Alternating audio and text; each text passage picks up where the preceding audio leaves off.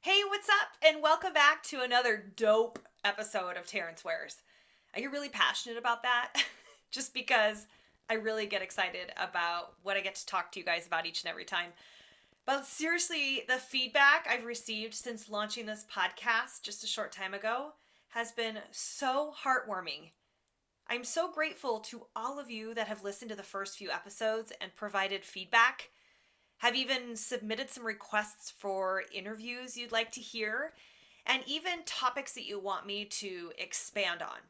So, that being said, one of the hot topics you guys wanted to hear is primarily how nutrition affects your hormones. So, I wanted to unpack that a little bit with you guys today, and as always, give you action oriented, tangible bits of information that you can take and apply right after you listen to this episode. But for the record, okay, I feel like I have to say this, I'm not a doctor. I'm not a functional medical practitioner or an RN or a registered dietitian. What I am, though, is a woman, and one that has spent a shit ton of time researching, experiencing, experimenting with my own body, that is, in response to how my hormones have shifted over time. I mean, I've had 4 kids, two sets or a set of two in the first half of my 30s, and a second set in the later part of my 30s.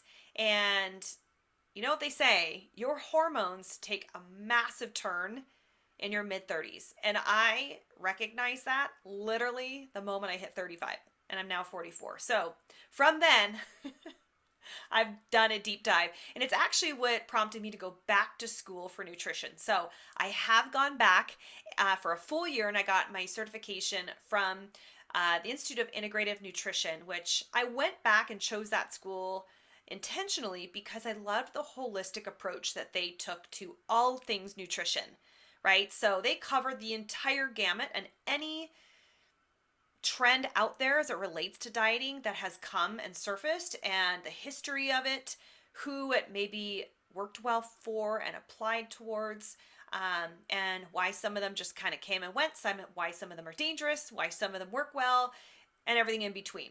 But there was a lot of emphasis on hormones, and that's really what excited me and piqued my interest because I wanted to soak all of this in for myself. I wanted to know what was going on and really how I could take ownership and start making some changes to my lifestyle and maybe food choices, and things that, maybe worked for me in my 20s, and maybe even so in my early 30s and weren't necessarily working as they used to in my later 30s and into my 40s.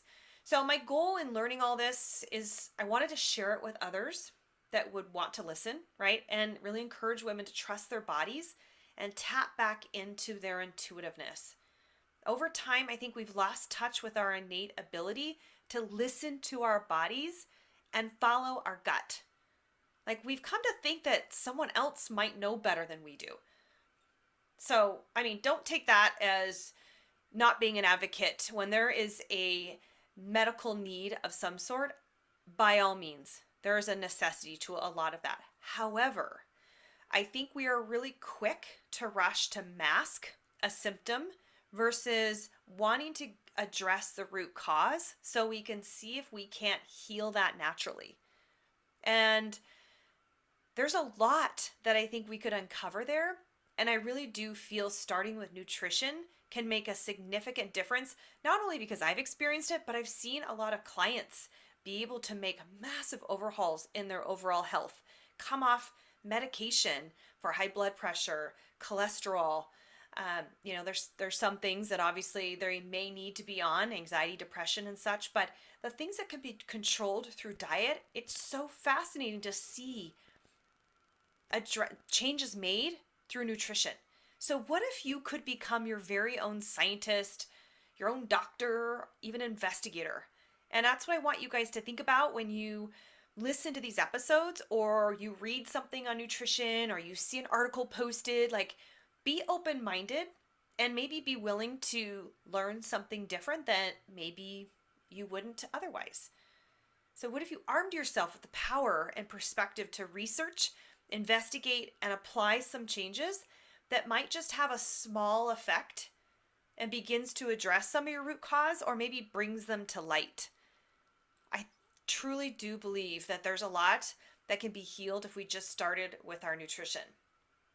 Okay, so let's start super basic. What even are hormones and what are they good for? I mean, we all know we got hormones raging up and down and sideways in our body, right? Believe it or not, scientists have identified that we have at least 50 hormones. But for this purpose, and as I said, my commitment to you was to share all of the information that I've learned and kind of take and dumb down some of that sciencey jargon and bring it to you in smaller, actionable pieces. So, for fun, let's take a trip down memory lane and maybe back to the very basics of science class and when they talked about the body. So hormones are basically chemicals that coordinate a different function, and they carry various messages through the blood, through your organs. And hormones and most of the tissues, which mainly are glands, that create and release, they make up the endocrine system, which is a very fascinating system, and it's made up of several organs called our glands. And these glands are located all over your body, and they create and release hormones.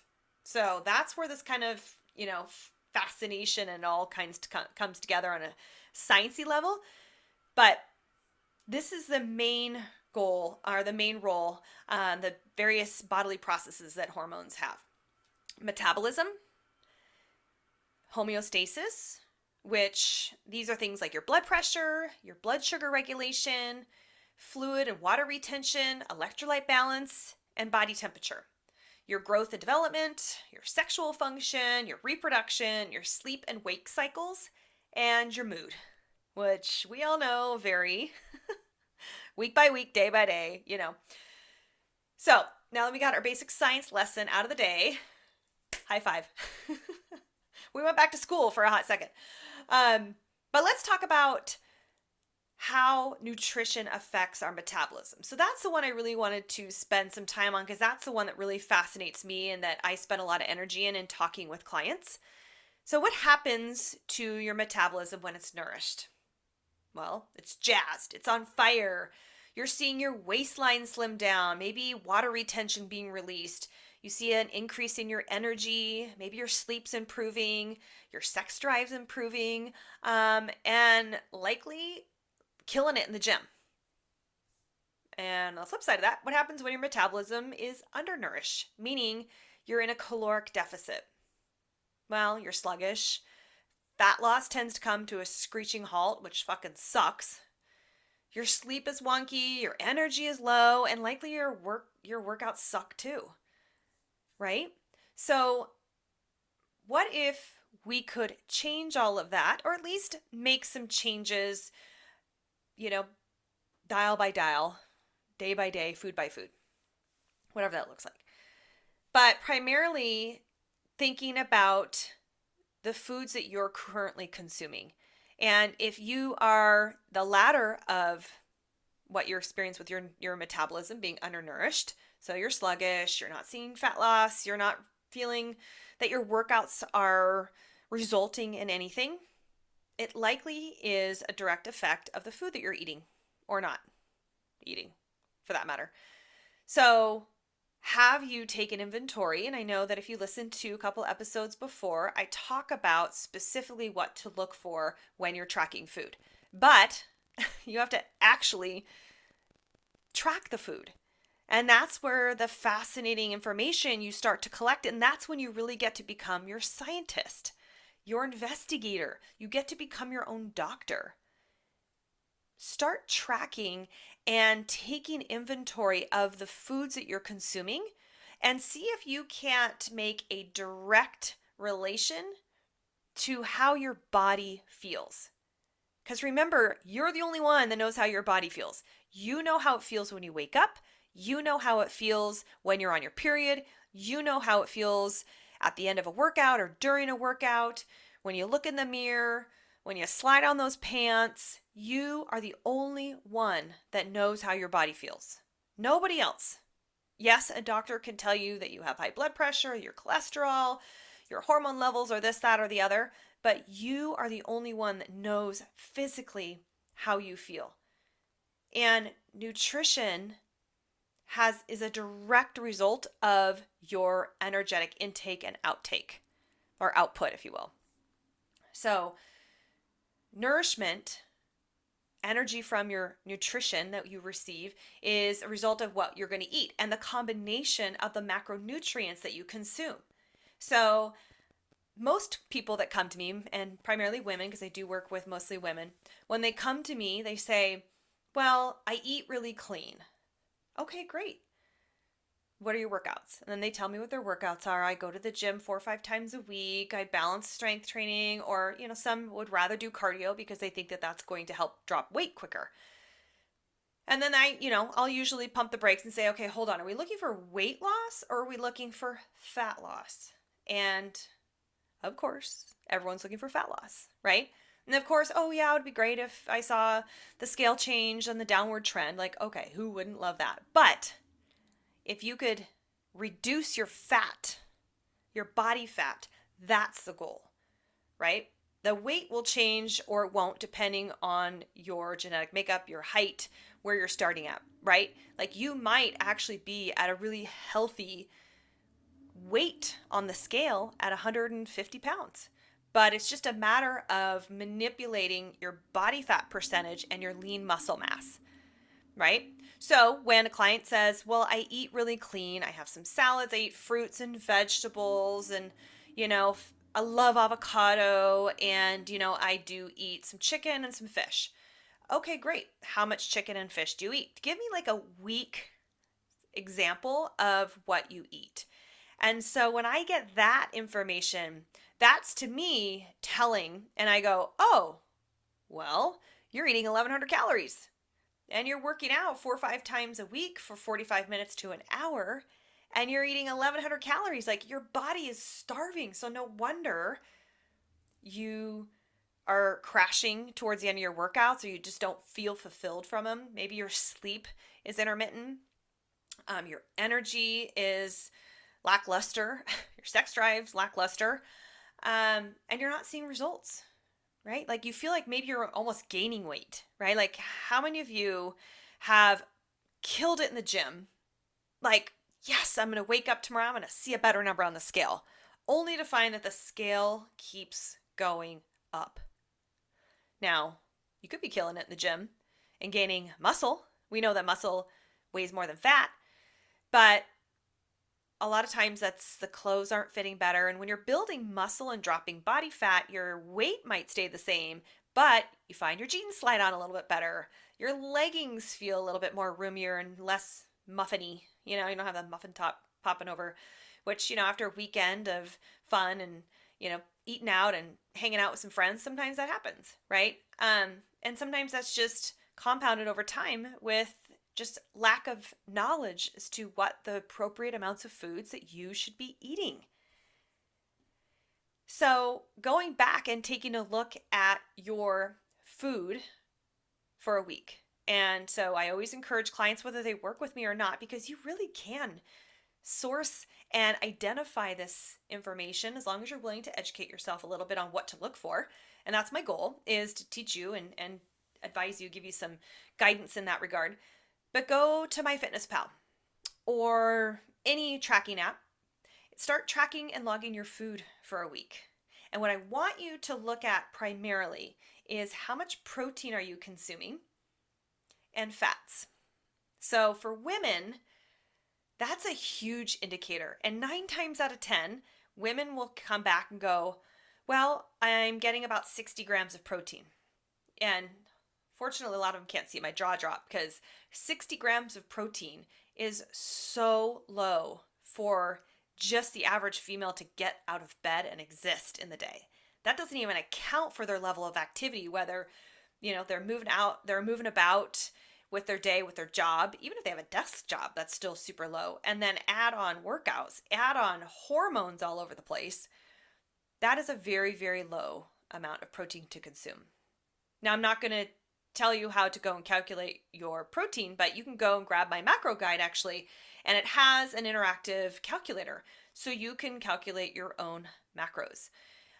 But starting with just understanding how much protein you're consuming and comparing it to how much fat you're consuming, a lot of women are like, well, I've been eating more fat because, avocados are good for me, coconut oil is good for me. I love to snack on raw almonds and seeds and peanut butter and almond butter and like all the yummy stuff, right?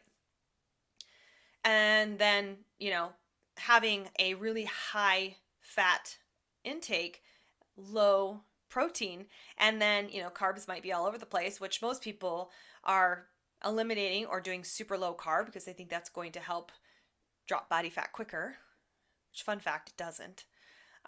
Do some bodies need less carbs? Yes. Do some need more? Yes.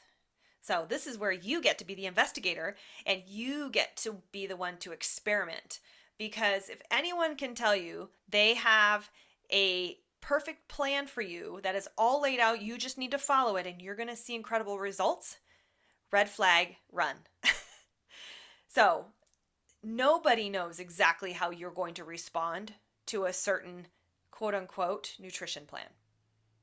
And you guys can't see me, I'm talking with my hands. You might be able to hear my bracelets rattle around, but unless you're watching this on YouTube, then you get to see my hands flying all over the place. But nobody knows exactly how your body's going to respond to a quote unquote plan. So I could write anyone and everyone a plan to follow, a macro plan after I calculate their macros and say, okay, go eat this and then let's chat. And, go eat this for 3 weeks and you're going to drop 10 pounds and feel amazing. And, person A could eat that and go, oh my God, you were right. I dropped 10 pounds. I feel incredible. My workouts are amazing. I've dropped 5 pounds. I've released a lot of bloat. My sleep's improved. My workouts feel more efficient. I'm recovering better. I don't feel as achy in my joints. And then person B could be like, oh my God, I feel like shit. So really, what's the difference between person A and person B? Well, for one, their genetics, their DNA, we're all wired differently. So we're not all meant to eat the same foods and certainly aren't going to have the same set of macronutrients to consume. Why? Again, our genetics, our DNA, but we all have different things going on. So we're all at different phases in our hormone function, all different phases of maybe where we're at in age and metabolism. So when your metabolism, which we're talking about here, is on fire because you've trained it to leverage the fuel you're consuming by way of food and the output by way of your workouts and your non-exercise activity, like your body's been trained, like your metabolism knows what to do. It's like, I am cooking, right? We all are wired differently, so are going to accept and receive and digest and utilize these foods differently. So if I give person A a plan that alternates between chicken and salmon and maybe some bison, sprinkle in a couple plant-based proteins as well, and the same exact plan to person B, and they have all these inflammatory responses because they had a different upbringing around nutrition, right? They have a wild allergy to salmon or a reaction in some sort that causes inflammation internally. Might taste good, they might love it, but it might not love them, or it might not love them at that specific time, because we can go down this rabbit hole of timing your nutrition with your hormones, but we'll save that for another episode. So if you guys want to hear about that, let me know. Make sure you guys are subscribing so when they do talk about it, you guys will get firsthand when it comes out. But your body could love salmon first half of the month and might not do very well second half of the month, or flip-flop, right? So going back to anyone that tells you, well, I can create a plan and it's going to work perfectly for you and you're going to see guaranteed a drop in weight. Nobody can guarantee anything, and they shouldn't be guaranteeing anything, and they probably have the best intentions, but if they guarantee that you're going to lose X amount of weight on the plan that they develop for you, red flag. Or take the plan and be willing to know that not everything is going to be suited for you. So when I come up with, I have seasonal meal plans, I call them meal ideas. Because I think when you say meal plan, then people automatically go, well, I got to follow exactly the meal guide that she sent out. And if I don't, then I'm failing, right? Whereas I want you guys to start being co-creators in the whole process so you can start developing your own nutrition strategy that is based on foods that you love and look forward to, that your family will love and look forward to, part of your culture, part of your budget, part of your interests, right? So that's what makes working on yourself and being an investigator, a scientist, and a doctor. You get to collect this information and how your body's responding to this change in nutrition, or adding certain things, maybe increasing your protein, right? So going back to clients that come saying, well, I eat really clean. Great. You might eat really clean, but you might not be eating enough of the right foods. You might be killing it with your kale and Brussels sprouts and power green salads, but you might not have enough balance in the macronutrients to support whatever your goal is, right? So your metabolism gets fueled and starts to turn on, right? Which again is part of your hormones. Your metabolism, your ghrelin hormone, is the hormone that is responsible for telling you you're hungry and it's time to eat.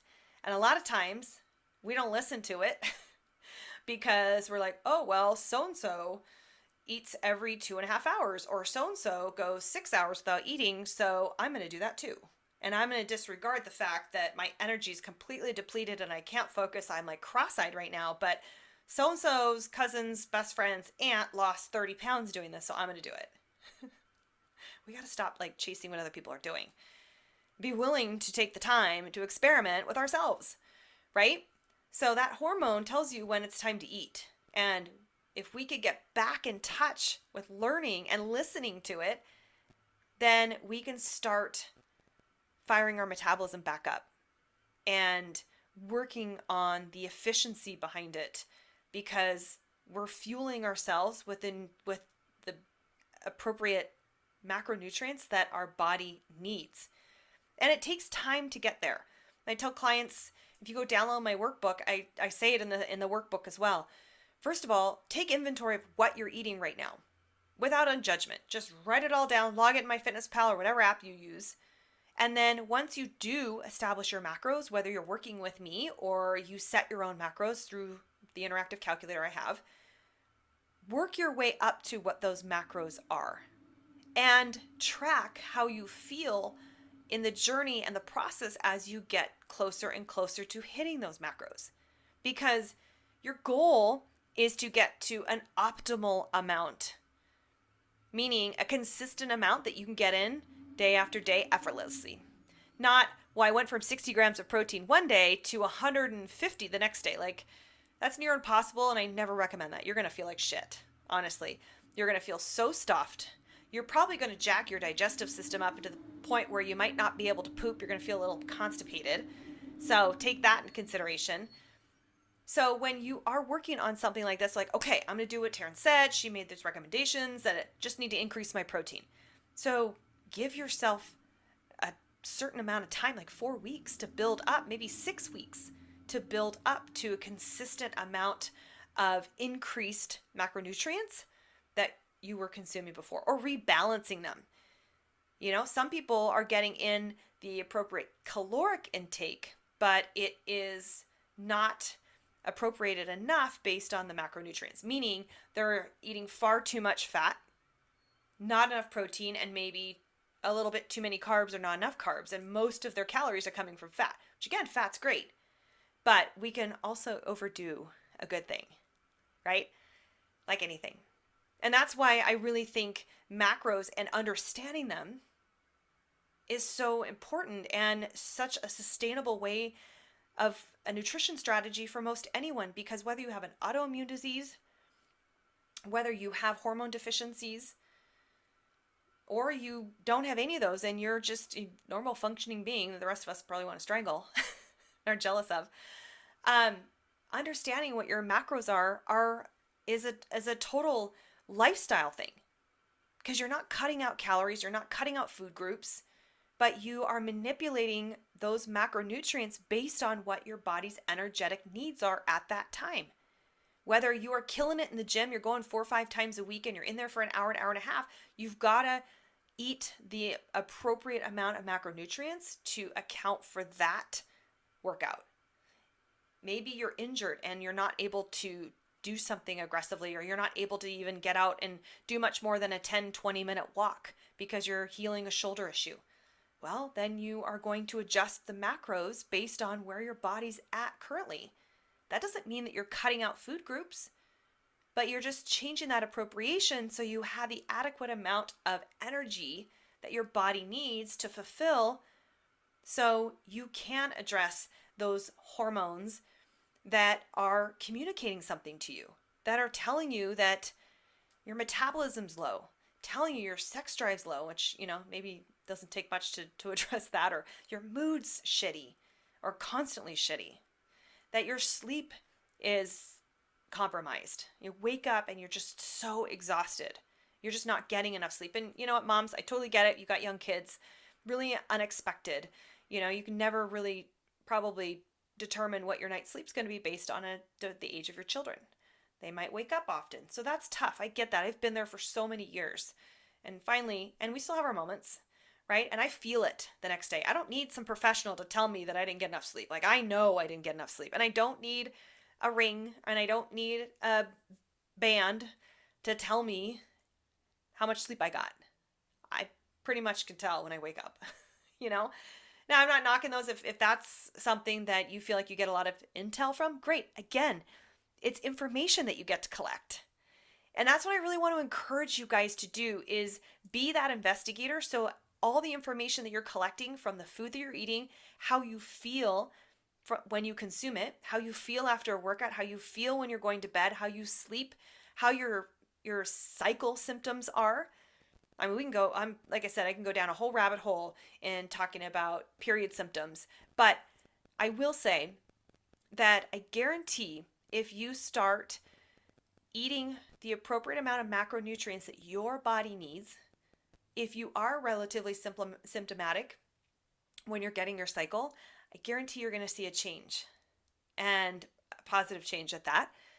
When I am super in tune with my nutrition, I'm rarely have any symptoms around my cycle. My cramping has dissipated over the years. My cycle's regulated, so I'm a good 26 to 28 days.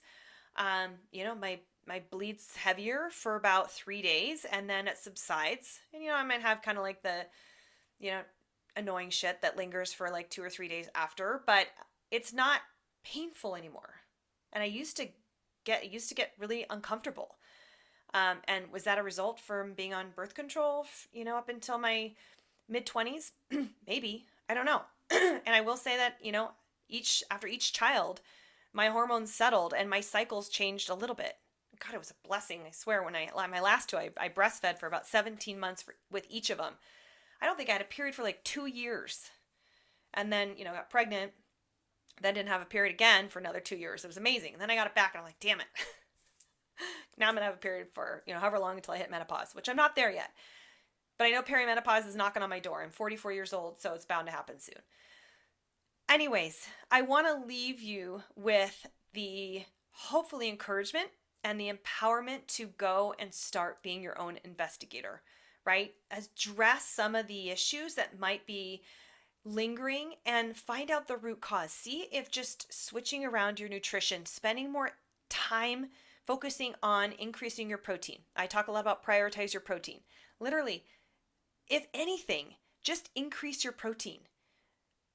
Understand how much you're consuming so you know what you should increase it to, and see how your energy changes. See how your workouts improve, if your performance improves. See how your sleep improves, your mood, your energy. Document that. And when you document it time over time and month after month, getting a couple cycles under your belt, hopefully you're going to start seeing some of those issues dissipate if there are anything that you're like, okay, what is going on right now? I don't understand why I'm carrying so much extra water weight. I can't release it. There's usually always an answer.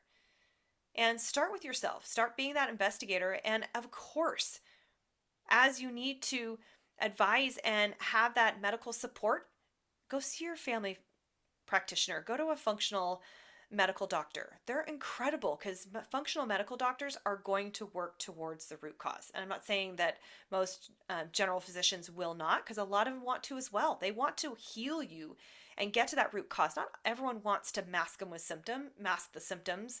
A lot of them do. They make more money that way.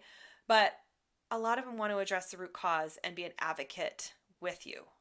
So be an advocate for yourself and start documenting and tracking your experiences and how you feel, and just small changes that you make in your day, starting with your nutrition.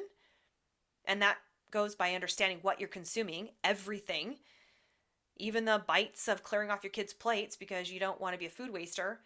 But those things add up, and maybe those things are the problem. Maybe the little sips of this and bites of that add up over a week's time are beginning to affect you.